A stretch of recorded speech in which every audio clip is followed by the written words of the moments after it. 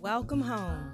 I'm Dr. Thema, a minister, licensed psychologist, and sacred artist, and this is Homecoming, a podcast to facilitate your journey home to yourself. While I will provide weekly inspiration and mental health tips, this podcast is not a substitute for therapy. I'm so excited you're on the journey. If you want to request specific topics or share your progress, email me at homecomingpodcast@gmail.com. Also, after you listen, be sure to like, subscribe, and share. Let's begin. Welcome home, co-journers. I'm glad that you all are here, and we have two poems. I'm going to give excerpts from two pieces on today. For those who are new, I invite you to write a poem about your homecoming journey, and you can email it to me at homecomingpodcast@gmail.com. In our first poem, I'm going to give an excerpt is from Samantha, and I want to just give a warning that there is a reference to the suicide of a friend in the poem. And so for those who that may be triggering, I just want to alert you, to give you a moment to ground yourself, to center yourself so that you're not taken by surprise. All right. This is from Samantha. The lowest of lows. I lost my identity completely, suffering a breakup. My partner of 5 years was suffering from addiction.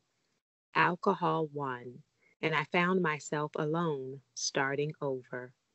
A year of self-love and building myself back up to welcome myself home. In February, my ex-partner took her own life and committed suicide. Grief took over, and then the pandemic hit. Listening weekly helped me learn and understand, but the deep blue seas would never feel the same. Loss during this year has been key. But then again, now when I look in the mirror, who am I? Who is this person staring back at me? I'm strong, never give up, and have been seeking help to navigate these waters. Welcome home. It's okay if you stumble. Welcome home. It's okay if you're not perfect. Welcome home. It's okay to be you, just the way you are. Yes, yes, Samantha. Thank you so much for naming that. Well, we're dealing with the challenges of breakups, of addiction of ourselves or our loved ones, dealing with the realities of suicide or grief and loss. All of these can be major roadblocks on the journey home. They can stop us in our tracks, and it is okay, to stop and need to regroup, and as you named, to even ask for help as we really question our identity and then realize home is not about perfection, right? Home does not mean that I get everything right all the time and that I always have the answer, but home is what you said, that self-acceptance, just the way you are. And so I'm glad you're on the homecoming journey, and thank you for sending this piece to us, Samantha. All right, the next one I'm going to read an excerpt from is by Frances Patterson Harper Ann. Frances Patterson Harper Ann, and this piece is heavenly, and I'm going to read a part of it. Tiptoeing away from the weariness of winter, towards the sweet anticipation of spring, I know I'm getting closer, from the new songs the birds sing. When I step into the sunshine and it gently places a kiss, I know that you sent it from heaven, for there's no other as special as this. As I listen even closer, seems the birds, they call your name. They must know how much I miss you, so they sing to ease my pain. Will I ever forgive winter for on that November day when it came inside your room and quietly took you away? Or could it be it wasn't winter, but like each season that we know, all things last for a while. Seasons come and seasons go. It seems to be the coldest, grayest winter that I have ever known. Mother Nature acted out my feelings inside, having to accept that you are gone. Knowing your love, your grace, and beauty transcends all realms and space, I'll cherish the things you'll always mean to me, even if I can no longer see your face. Now void of limits, disease, and pain, and now you are truly free. Cherished memories of treasured times that we shared will always be part of me. When I walk in the sun and it kisses my face, I'll know that it's heavenly. For you, Mom, with infinite love. Oh, so, so beautiful. Thank you, Francis, for this beautiful piece in tribute and recognition of your mother. And as you name these seasons, seasons come and seasons go. And that is what our topic is on today, embracing new beginnings. How to embrace our new beginning. So, as we think about embracing our new beginnings, the first piece that we want to really take into account is the need to take pause. I often use that term sacred pause, which means I'm not just waiting, I'm not just being still as a chore or an obligation, but I'm recognizing the specialness of this moment, the importance of this present moment, and I'm checking in with my spirit, right? I'm checking in with myself. And so, if you are in a place where you find yourself having to begin again, having to start over by choice or by force, this is a sacred time. And so, it is no accident that we are having this episode as we prepare to end one year and to start a new year. And so, I invite you to think about what has opened the door for this new beginning. And sometimes a new beginning comes after the death or loss of a loved one. Sometimes a new beginning comes as a result of a breakup or divorce. Sometimes a new beginning is resulting from quitting a job or being fired or laid off. Sometimes a new beginning has taken place because you have moved as it relates to geography, whether moved across town or moved to a new country. Sometimes a new beginning takes place because we have taken on a new role. So perhaps you have had a child and now you're taking on this parenthood role, or your children have left the nest. And so now this is your new beginning, your new season, your new time. So whatever it is that has occurred, and it may not even be outside of you, it may have nothing to do with a job or children or moving. There may be an internal shift where something within you has died, or something within you has been born or reborn. And so you are looking to start again. And so we all come to this place with a story that existed before this moment, but we give ourselves permission to take sacred pause and to reflect on the significance of now, the significance of giving myself permission to turn the page, giving myself permission to exhale as I think about the past and to inhale my new vision, my new possibility, my new beginning. And so often before we step forward, it is important to really think about healing any of the wounds that have come as a result of your prior season or the season that you are exiting, or even the season of your grief and your mourning, the season of the trauma, the abuse, the oppression, whatever it is that has hurt your heart. And many of us are not even aware when our heart is broken because we can stay so busy, so distracted. But I invite you to take sacred pause, to reflect, and then to give yourself permission to truly heal, because there are some wounds that I don't want to go into my new season with that wound wide open. I don't want to go into my new season not having acknowledged it, nurtured it, healed it, where there has not been any balm, no healing applied.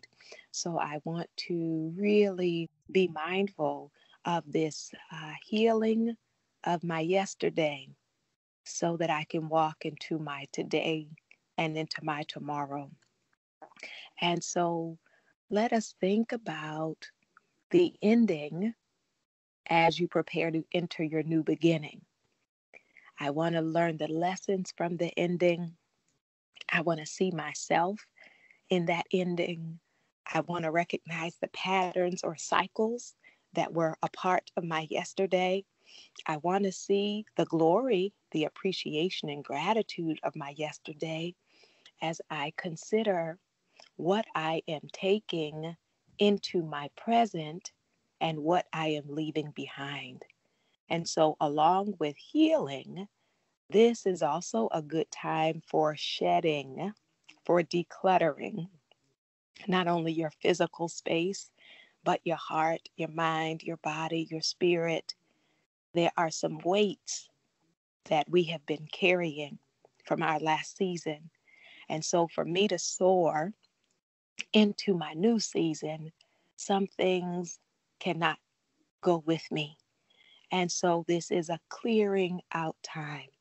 It is a shedding, a decluttering of some habits, some thought patterns, even some relationships, perhaps some commitments, things that I have been clinging to.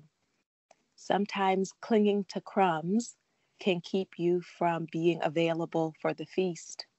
Sometimes clinging to fake friends will keep you occupied and not able to connect with authentic friends. Sometimes clinging to part-time appreciation and part-time loving can keep me from being available for the fullness of authentic love. Yes? So we want to really, in this sacred pause, start to reduce what I am holding in my heart. Start to reduce even my busyness so that I can embrace some simplicity. Sometimes we have taken on a million tasks to distract us from our wounds. But once I make the decision to tend to my wounds, the wounded heart, my wounded soul, once I make the decision to really focus in on my wellness, on this life, this gift that I have, then I no longer have to distract myself with a lot of empty busyness, but instead I can let some things go. What are some obligations, commitments, duties, time vacuums, energy vacuums, false relationships? What are some things that I have been attached to that I am ready to detach from so that I can go into my new season? And perhaps it is not a habit, perhaps it is not a person. It can also be my idea of myself that I have been walking around for years, for decades, believing some things about myself which are not true, holding on to a commitment of my own insecurity, believing the lie of my own worthlessness. And so I may need to shed my idea about who I am and what I can be and what I can have. And so for us to really consider, for my new beginning, I want a new attitude. Oh, for my new beginning, I want to shift my perspective. For my new beginning, I want to leave old patterns that do not serve me, that cause me to sabotage myself in the same way over and over again. I want to leave that behind. I want to let it go. It does not serve me. It does not help me. It does not heal me. It does not empower me. And the truth is, it is not me. And so I can release it. As you prepare to enter into your new beginning, I invite you to get very clear about your voice, your heart, your spirit versus the voices of other people. Many of you, many of us find ourselves needing a new beginning because we have been crafting a life based on other people's expectations of us, based on other people's shoulds of what we should do and what we should be. And so this is a good season to tear up some old scripts. This is a good season to think seriously about who you keep in your ear, whose voices you have let talk you out of the truth of what you want to do and who you really are and what really brings you alive. And so the reality is, for some of us who have been listening, is we have been following other people's path. And so whose life is it that you have been living? It could be the life that your parents laid out for you, the life that your culture, your religion laid out for you. It may be the life of what your peers thought would be impressive. And so I'm just so glad when we get to the space where we are free enough to not be so bothered or consumed by other people's opinions. Oh, it is such a freedom. It is a liberation where my decisions are not a matter of taking a poll of what other people think.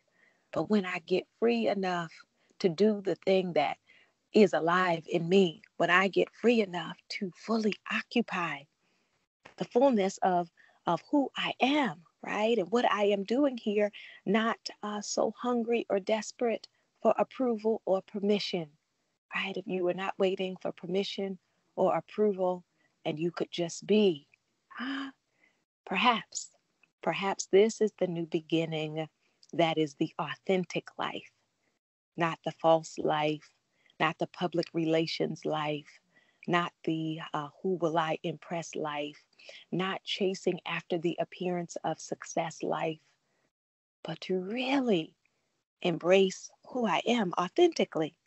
I like to say in my bones, right? In my bones, who I am, what I am fully alive and free. And so this is an important season for us to shift away from, pivot from the voices, opinions of the public that have dominated us and led us on some detours away from ourselves. Some of us have lived lives that were impressive to other people, but not fulfilling on a soul level. And so when you get to that place where you shift, right, of what does the voice within say, right? That is not so much of what society or anybody else will think about me. And I recently had this opportunity presented to me that had a very fancy title, but it's not what I want to do with my life. So I had to get very clear. And I'll tell you, I didn't have to deliberate long because I'm clear, right? Do I want to be able to say that this is what I am, right? And point to this title, which is not really fulfilling, but could be impressive to a number of people. But it does not speak to me, right? And so for me, at this season of my life, it was a very easy choice. And I invite you to begin to walk in the direction of truth, of fulfillment, of authenticity. Yes. And so then we begin to dig into that place of purpose, of meaning, of transformation. And so when I want to live a purposeful life, a fulfilling life, a life of meaning, that will help to guide me in this next season.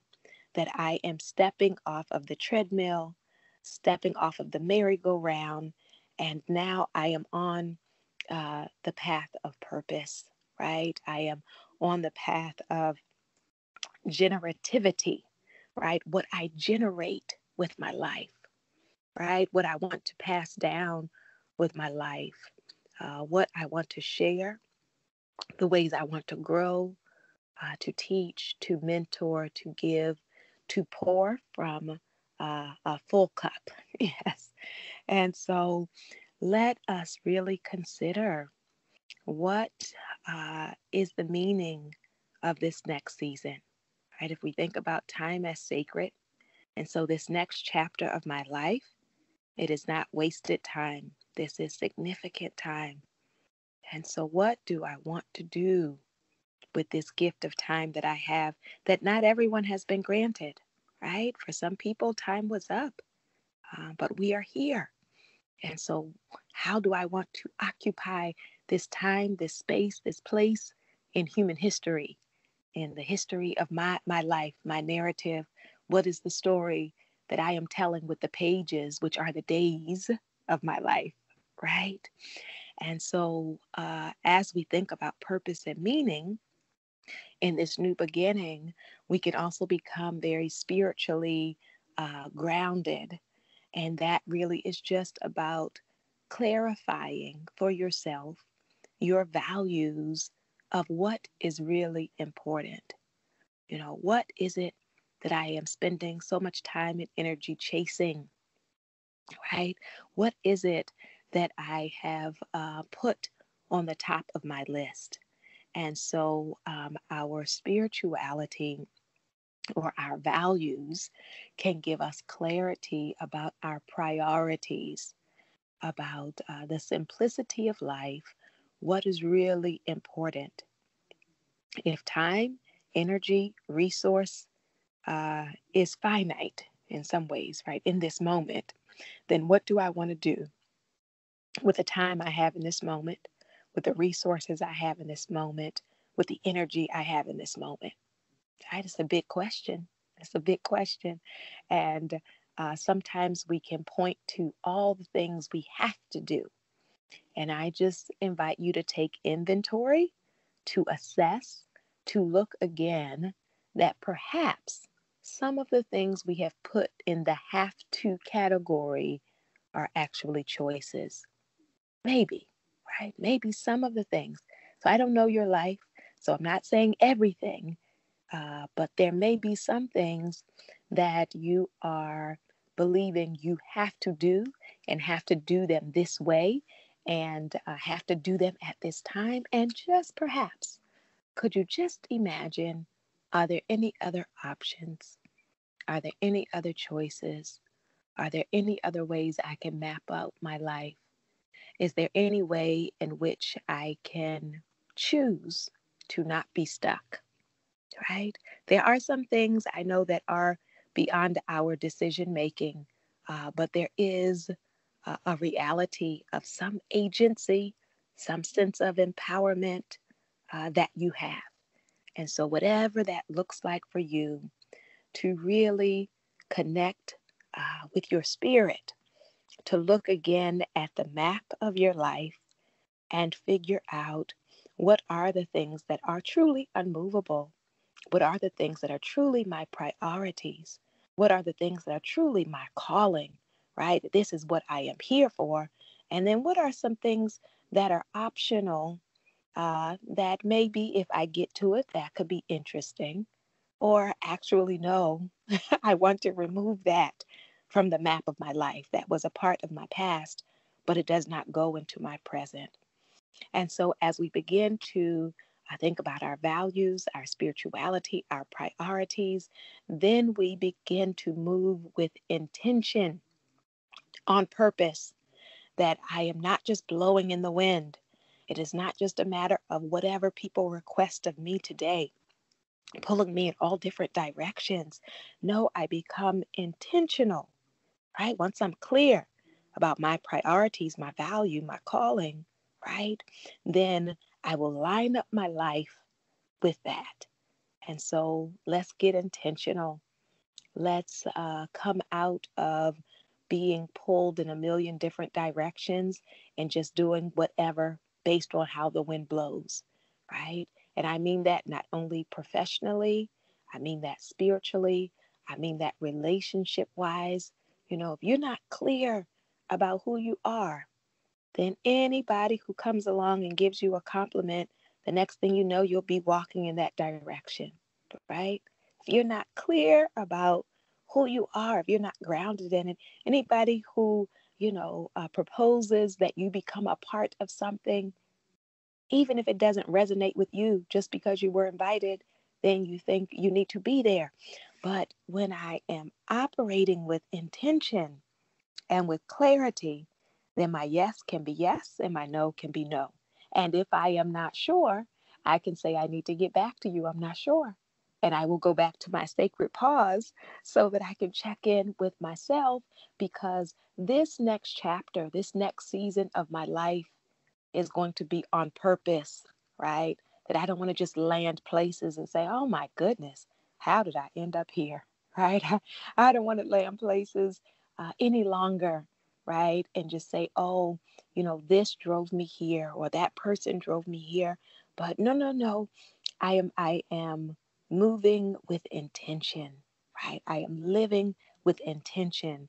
And so with that in mind, it is really important to then, with my new beginnings, figure out what are the daily practices that will line up with the next season of my life, right? What do I need to do? What do I want to do?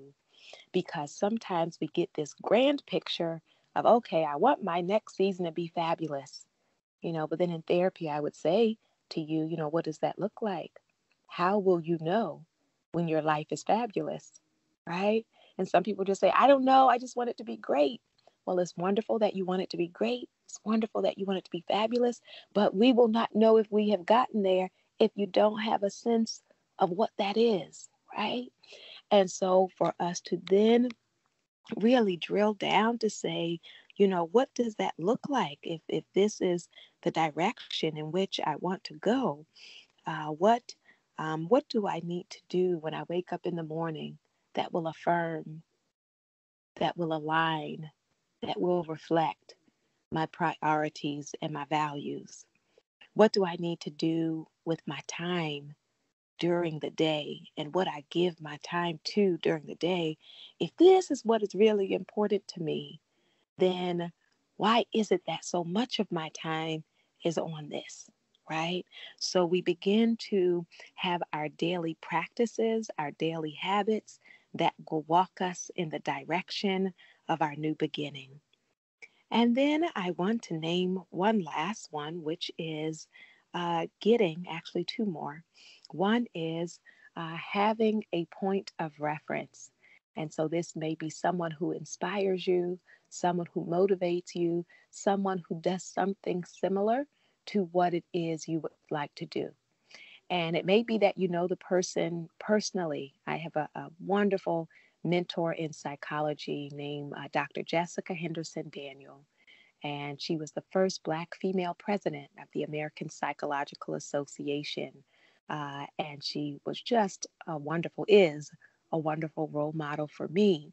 But then there are also women I look up to who I have never met, right? There are people who I admire and I learn from who are not even alive anymore, right? But I can study their life, I can study their writings, I can look at documentaries about them, I can talk to people who knew them. And so, whether it is people you connect with up close or people who you can follow from a distance, right? You can glean from their lives, right? You can really take that in as you are moving forward, and that can help you with your roadmap. Because a problem some of us have is we are following people who are nowhere near manifesting what we are trying to manifest, right? So if I am duplicating someone, I am following the example of someone who is not in alignment with the vision, right, that I have, then it's not going to match. Yes. And so I do want to say before I get a million emails that I am currently full in terms of my mentees and proteges, because I like to be able to give time, focus, and attention. But I encourage you, if you're interested in psychology, to read the work of particular psychologists that you like, and then see if the best part is if they're kind of in your city once COVID is under control. If there are people that you can learn from and grow from, and it may not even be just a professional mentor, it may be a spiritual person of inspiration or mentor. It may be not only professional, but even work life balance, right? Of trying to figure out how do I hold all of these different aspects of myself. And then for those of you who are artists, I love that we have many creatives who follow Homecoming. It may not be in your same genre, but someone who inspires you, the freedom with which they create, right? The freedom with which they operate. And it's a beautiful thing when you can have community with kindred spirits, right? That we can feed off of each other, nourish each other, and you can be reminded about what is really important for me in this season, right? When do I really feel alive?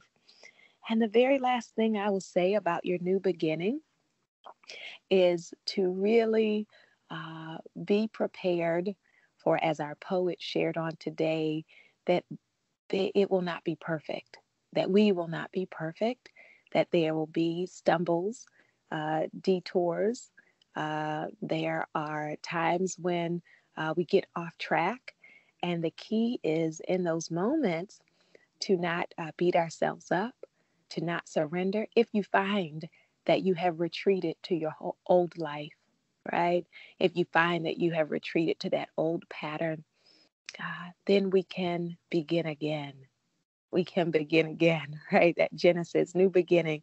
And so I embrace this season of Genesis, not just because we are going into a new year, but I embrace it symbolically, spiritually, psychologically, of what it means for us to release the past, to receive the present, and to be intentional about carving out our path forward.